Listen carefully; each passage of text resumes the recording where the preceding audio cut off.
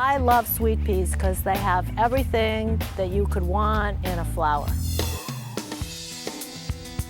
Traditional garden flowers don't get much sweeter than this: colorful sweet peas. Members of the legume family, these vines have twined their way through yards around the world for centuries. Sweet peas are very old flowers. They're all heirlooms, and the first sweet pea was really discovered by a monk on an island off the coast of Sicily in 1699. By the 19th century, hybridizers began cultivating larger, more colorful versions of the sweet pea, similar to the flowers we know and love in this century. Most of the varieties planted today are vining annuals, but there are also some cold hardy sweet peas. Or maybe you need a ground cover. In that case, short is sweet.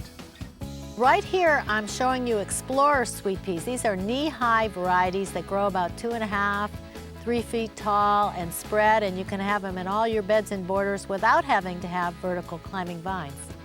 This is pretty much as you'd find it naturally in a field in Italy. And you can still find species of sweet peas that are reminiscent of those discovered by the Italian monk of centuries past. This is a different kind of sweet pea. It's a little species sweet peas with tiny, intensely azure blue flowers with kind of grassy foliage. It's wonderful for growing in containers. Yes, Renee did say containers. Sweet peas may be height hogs, but if you think about it, they take up very little planting space in the garden. All they really need is some support in the growth process, and the sky's the limit. Almost. Sweet peas have plenty of natural tendrils that grip onto their trellises, and they climb easily all the way up their supports, 6, 7, 8 feet tall. Sweet peas are considered cool season annuals. They shine when the temperature is cooler than 85 degrees Fahrenheit. But nothing spells defeat like drying wind and heat. If mild weather is fleeting in your neck of the woods, the sheer number of blooms that you'll get even in a short period of time makes sweet peas well worth the effort. You may just need a few of Renee's tricks of the trade, like when to plant seeds. In mild climates, you can actually plant sweet peas in the fall to overwinter and develop their root systems and then burst into bloom in early spring. For colder climates, plant early in the year for late spring blooms. Seeds germinate best when the soil temperature is between 55 and 65 degrees. For optimum results, Renee uses rich, well-drained soil. It's easy to prep the bed. All you do is work it up the soil, and break up any big clumps. Renee has already dug in some aged compost to give the soil tilth. To plant sweet peas, you make a trench about 1 inch deep. You can use a nifty tool like this to make the trench, or use the original hand tool dangling off the end of your arm. I'm going to plant the sweet peas, but first I want to show you a little trick we've developed that works wonderfully well to improve germination. You take your seed, put it in your fingers, and take just an ordinary nail clipper.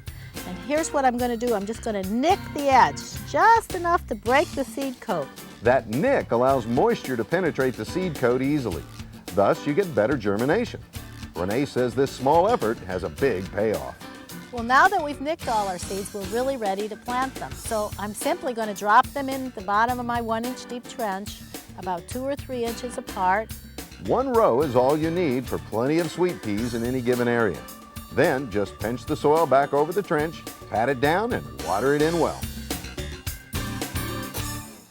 Now, when the seedlings begin to emerge, they are good eating for snails, slugs, and birds.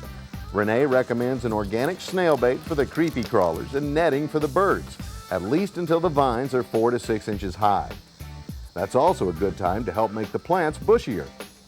When your sweet peas are 5 or 6 inches tall, you can pinch off the growing tips, and what that does is it sends the little seedlings a signal to send out more side branches.